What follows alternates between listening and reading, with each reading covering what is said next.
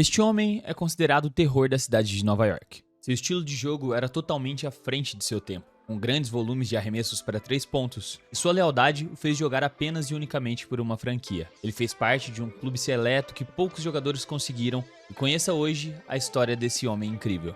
Reginald Wayne Miller, nascido no dia 24 de agosto de 1965, em Riverside, Califórnia. Ele cresceu com deformidades no quadril, o que o impedia de andar corretamente. Depois de alguns anos usando um aparelho ortodôntico em ambas as pernas, a força de suas pernas cresceu o suficiente para compensar o erro genético. Ele vem de uma família atlética. Seu irmão, Darryl, é ex-jogador da Major League Baseball, apanhador do California Angels. Sua irmã, Tammy, jogava vôlei em Cal State Fullerton. E sua irmã mais velha, Cheryl, foi jogadora de basquetebol profissional. Inclusive fez parte do Hall da Fama. Segundo o próprio Red, ele pegou o costume de procurar mais vezes arremessos de longa distância do que finalizar próximo do aro quando ele ainda era criança, para evitar tomar toco de sua irmã nas partidas de 1 contra 1 no quintal de casa. A sua irmã confirma essa história e ainda disse que desde sempre ele treinou esse arremesso para poder ganhar dela. E eles pararam de jogar 1 contra 1 no dia em que Red conseguiu dar um toco nela e vencer a partida. Ainda criança, Red treinava mais de 500 arremessos por dia. Ele comenta que não tinha talentos naturais, muito menos atleticismo anormal como outros atletas profissionais, que todas as conquistas em sua carreira necessitaram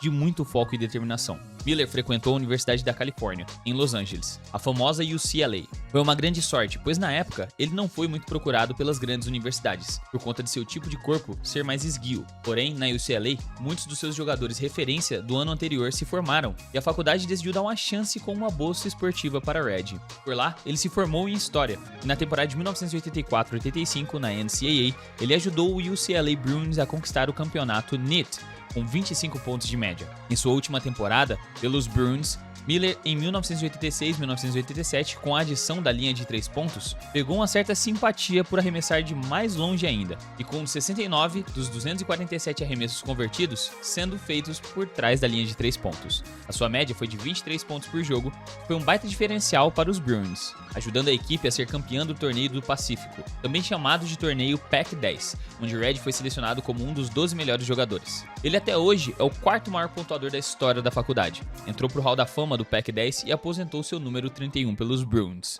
Ele se anunciou apto ao draft, e Red Miller foi selecionado pelos Pacers como a 11ª escolha na primeira rodada do draft da NBA de 1987. E mesmo ele tendo o recorde na época de 1987 de mais pontos em uma temporada de college, ao ser selecionado no draft, os fãs de Indianápolis o vaiaram muito, pois queriam que o time tivesse draftado o armador que era nascido no estado de Indiana, Steve Alford, e inclusive tinha sido campeão nacional pela faculdade de Indiana. No Pacers, Red não teve muito espaço ainda como calouro. Jogou todos os 82 jogos da temporada, porém apenas um como titular. Suas médias foram de 10 pontos, 2,3 rebotes e 1,6 assistências. Sua dedicação foi moldando uma reputação respeitável ao longo das temporadas, já que ele era muito dedicado nos treinos. Em sua segunda temporada, ele foi o segundo jogador com mais pontos do Pacers. Saltou para 16 pontos, 4 rebotes e 3 assistências. Seu reconhecimento crescia como um bom arremessador, um bom jogador de transição, mas os Pacers nesses 2 anos ficaram de fora dos playoffs, em 9º e 10º colocado respectivamente. Na terceira temporada de Miller, foi sua real ascensão como um perigo ofensivo. Ele bateu a marca dos 24,6 pontos,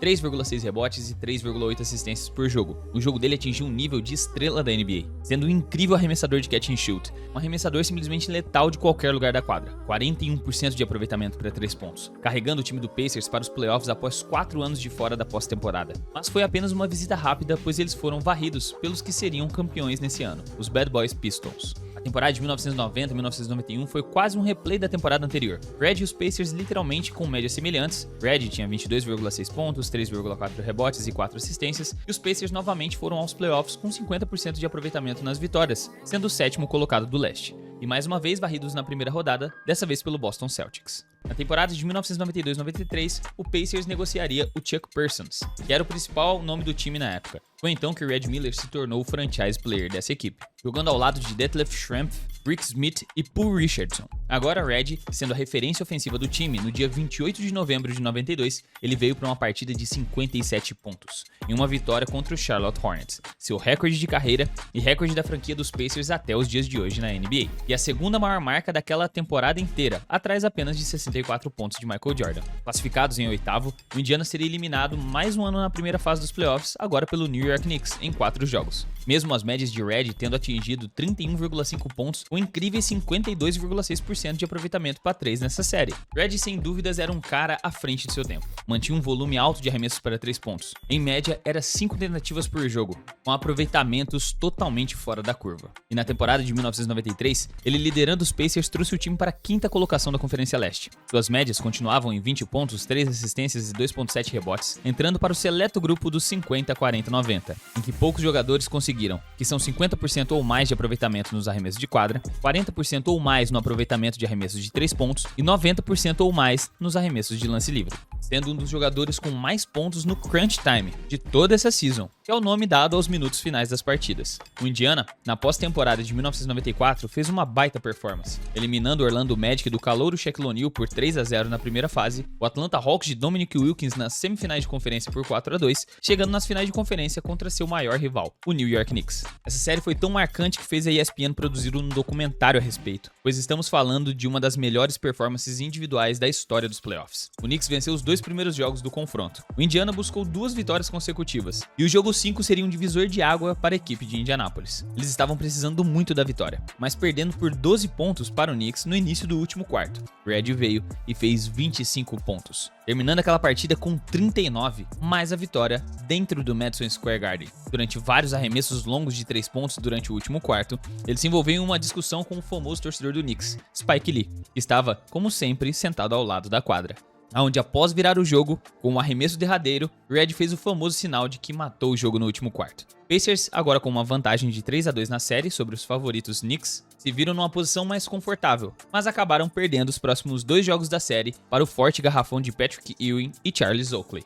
Após a eliminação, Red apareceria pela equipe dos Estados Unidos para o Mundial de Basquete da FIBA de 1994, onde ele foi ouro ao lado de Shane Kemp e Shaquille O'Neal, fazendo 17 pontos de média e o impressionante aproveitamento de 60% de quadra, 52% para 3 e 95% dos lances livres. Na temporada seguinte da NBA, em 1995, tivemos mais um capítulo lendário em sua carreira, onde ao lado de Mark Jackson, Red Miller e os Pacers foram colocados como o segundo colocado do leste, conquistando 52 vitórias na temporada regular, varrendo o Atlanta Hawks nos playoffs na primeira fase, encarando seu maior rival na segunda rodada, e Miller fez questão de eternizar no jogo 1. Contra os Knicks, mais uma vez, com 18,7 segundos restantes no relógio. Os Pacers estavam perdendo por 105-99. Miller recebeu um passe de Mark Jackson, fez uma bela cesta de 3 pontos. Roubou o passe de Anthony Mason, driblou para trás do perímetro e empatou o jogo com mais 3 pontos. A multidão no Madison Square Garden não acreditava no que via. Na posse de bola seguinte, o armador do Knicks, John Starks, sofreu uma falta de Sam Mitchell. Starks errou os 2 lances livres.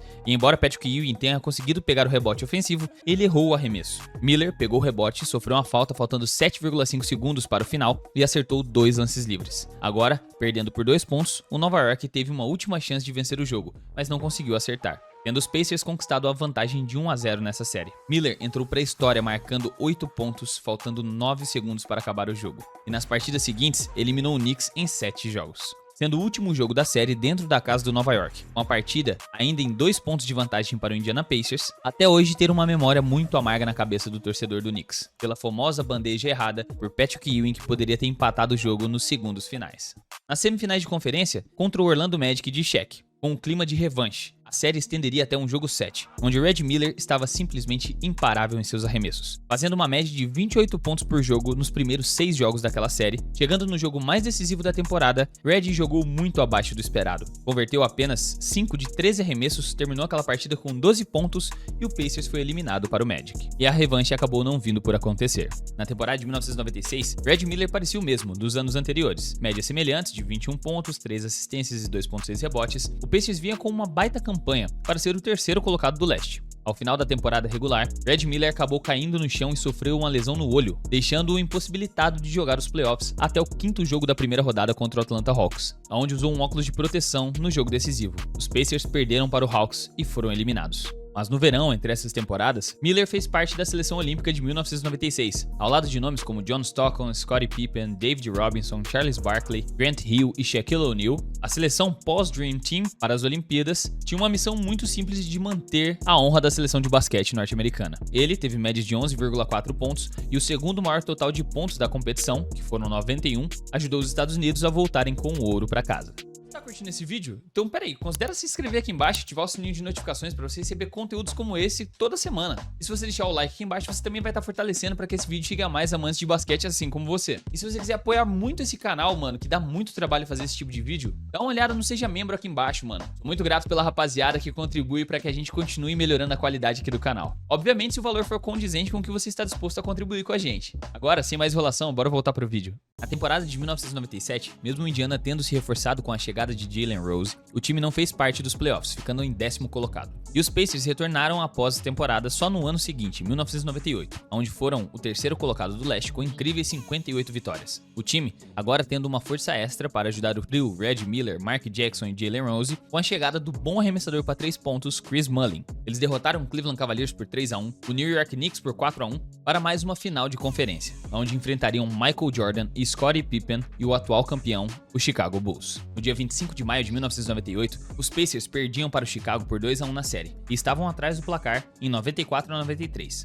Era o jogo 4 na casa do Bulls, o Market Square Arena, e faltava 2,9 segundos no relógio. Miller se livrou de Jordan, recebeu um passe de Derrick McKay, virou e fez uma cesta de 3 pontos para a vitória, deixando apenas 0,7 segundos no relógio. Os Pacers finalmente levaram a série para um jogo 7, decisivo, dentro de Chicago, um jogo em que os Pacers lideravam no último período, antes do time desaparecer nos 2 minutos finais, que é onde o MJ mais gosta de aparecer, não é mesmo? E os Bulls venceram aquela partida por 88-83. Posteriormente conquistaram o seu 6º e último campeonato da era Michael Jordan e Scottie Pippen. Após a aposentadoria do Jordan, ao fim da temporada de 1998, Grant Hill e Tracy McGrady estavam sofrendo com sérias lesões. Red Miller e o Indiana Pacers foram considerados os favoritos do leste, rumo à temporada de 1999.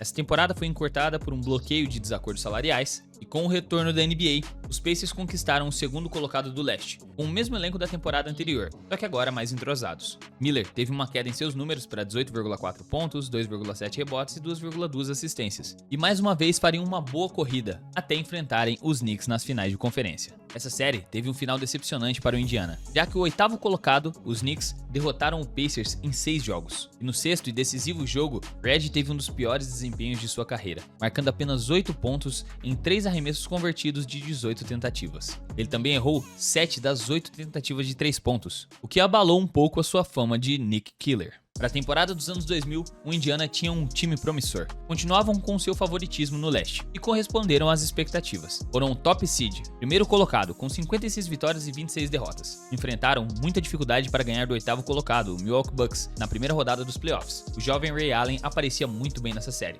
e forçaram até um jogo 5, onde o Indiana levou a melhor na série, ganhando por 3-2, com Miller fazendo uma incrível performance de 41 pontos no jogo final e o time ganhando por 1 pontinho de diferença. No jogo 1 das semifinais de conferência contra o Philadelphia 76ers no dia 6 de maio dos anos 2000, Miller e seu companheiro de equipe Jalen Rose marcaram 40 pontos cada um, tornando-se a dupla de companheiros de equipe com maior pontuação na história dos playoffs até aquela data, na vitória do Pacers por 108-91. Eles finalizaram em 6 jogos essa série, eliminando o Philadelphia de Allen Iverson e retornando até as finais de conferência pela 5ª vez nos últimos 7 anos. E adivinhem, para mais um confronto contra o New York Knicks. Dessa vez, eles finalmente conseguiram vencer, derrotando o rival por 4-2. O jogo 6 inclusive foi dentro do Madison Square Garden, no dia 2 de julho de 2000, selado por 37 pontos de Miller, com 17 chegando só no último período, para ajudar o Indiana a conquistar a série e espantar o fantasma da derrota do ano anterior. Os Pacers avançaram para as finais da NBA, pela primeira e única vez na história da franquia, enfrentando o Los Angeles Lakers liderado por Shaquille O'Neal e Kobe Bryant. Quando Red achou que seria o momento de erguer o caneco, sem Jordan no seu caminho, ele acabou se enganando, pois Phil Jackson e os Lakers tinham outros planos. Pacers acabou perdendo a série por 4-2, mas Miller fez a sua parte. Ele teve uma média de 24,3 pontos por jogo nessa série. Só que o Shaq e o Kobe juntos, ambos estavam no seu auge de carreira. Os Pacers tiveram dificuldades no ano seguinte, caindo para a 8ª posição do leste. Porém, com a chegada do jovem e promissor Jermaine O'Neal, o time do Indiana tinha planos para as temporadas seguintes. No jogo 1 da primeira rodada dos playoffs, eles enfrentariam os 76ers. O 76ers obviamente era o favorito, porém o Indiana Pacers surpreendeu. E faltando apenas 2,9 segundos para o final da partida, Red Miller acertou um clutch. Virou o jogo para 79-78 para o time dos Pacers. O subestimado Pacers levou a melhor no primeiro jogo, mas o eventual campeão da Conferência Leste, o 76ers, aproveitou os 3 jogos seguintes para dar ao Pacers uma saída rápida. Em 2002, após uma temporada ruim e mais uma vez o 8º colocado do leste, infelizmente chegou o início do declínio da carreira de Red Miller. E mesmo assim, na primeira rodada, ele quase que sozinho eliminou o cabeça de chave eventual campeão da Conferência Leste, o New Jersey Nets. No quinto e último jogo da primeira rodada dos playoffs, primeiramente após 2 lances livres perdidos de Richard Jefferson, do Nova Jersey, Red Miller mandou o jogo para a prorrogação ao acertar uma cesta de 3 pontos de muito longe e muito bem marcado. Em seguida, os Pacers perdendo por 2 pontos, nos segundos finais da primeira prorrogação, Red Miller entrou no garrafão e dancou para cima de 3 defensores do Nets, enviando o jogo para uma segunda prorrogação. Mas no segundo OT, os Pacers perderam para o Nets de 120-109.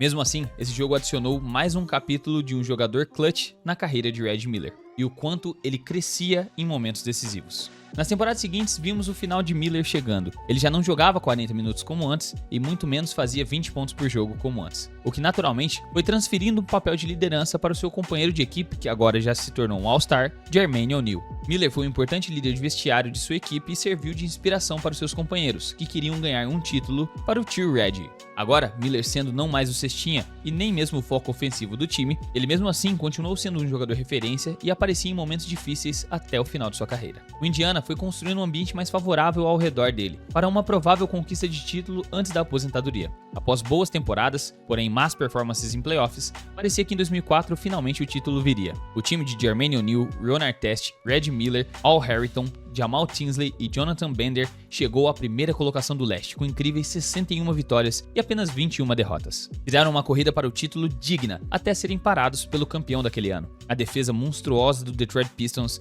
em 6 jogos nas finais de conferência. Mas o time de Red Miller não pretendia deixar barato. Na época, os Pistons e os Pacers eram os melhores do leste, as melhores defesas, e a temporada de 2005 eles buscariam sua revanche. O time buscou mais um jogador casca-grossa para a defesa ficar melhor ainda, e acharam Stephen Jackson. Os principais jogadores do time permaneceram os mesmos da temporada anterior, e eles tinham tudo para conseguir o seu objetivo. Red agora, sofrendo com uma lesão na mão, não estava presente no início dessa temporada, mas o time não decepcionava. Começaram ganhando 6 dos 8 primeiros jogos, até chegarem ao primeiro reencontro desde as finais de conferência do ano anterior, contra o Detroit Pistons, dentro do The Palace Auburn Hills. Tivemos a noite mais violenta da história da NBA, o famoso Malice in the Palace, na qual eu já te contei aqui no canal em vídeos anteriores, e caso você queira ver em mais detalhes eu deixarei o link na descrição. Após o trágico episódio, Miller decidiu que essa seria sua última temporada de NBA.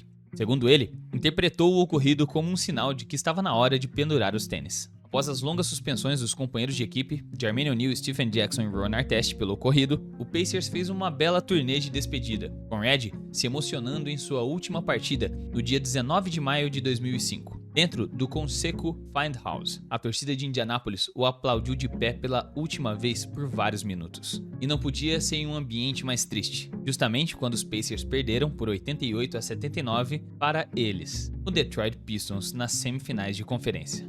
Ao longo de sua carreira, 18 anos de NBA, jogando 1.389 partidas pelos Pacers, Red converteu 2.560 arremessos de 3 pontos, o que era um recorde de todos os tempos da NBA no momento de sua aposentadoria, assim como o 12º maior pontuador da liga com 25.279 pontos até aquele ano. Ele fez parte do grupo seleto de aproveitamentos de 50, 40, 90, assim como foi selecionado como um dos melhores jogadores de todos os tempos na comemoração de 75 anos da NBA. Ele recebeu as honrarias de entrar para o cobiçado Hall da Fama. E afinal, quão bom foi Red Miller? Ele foi um ótimo arremessador, e sem dúvida, um dos jogadores mais decisivos nos momentos finais das partidas da história da NBA. E o que mais impressiona de sua carreira, com relação aos seus arremessos, foi a longevidade. Embora ele só tenha sido líder em arremessos para 3 pontos convertidos 2 vezes, ele ficou no top 5 melhores arremessadores 10 vezes. E em 18 temporadas teve um aproveitamento total de 39,5% de arremessos para 3 pontos. Ele arremessando 35% de suas tentativas totais, de trás da linha de 3 pontos, foi com certeza um dos primeiros a implementar esse estilo de jogo de grande volume de bola de 3, coloca Red à frente de seu tempo. Outro ponto muito notável é a sua lealdade ao Indiana. Ele teve a oportunidade de fazer parte de grandes elencos, com ofertas de grandes mercados, até mesmo após a sua aposentadoria, como por exemplo em 2007, com uma oferta do Boston Celtics, o time que consequentemente foi campeão naquele ano. Ele recusou, pois queria trazer um título pela franquia que o acolheu tão bem por 18 longas temporadas. Eles choraram juntos nas derrotas para o Knicks, para o Bulls e até mesmo na final para o Lakers, e comemoraram juntos todos os arremessos decisivos de Red Miller. Segundo ele, erguer um troféu por outro uniforme não teria o mesmo sentimento. Resumindo, esse foi o Red Miller, um excelente arremessador e o mais leal Pacer que já vestiu a camiseta do Indiana.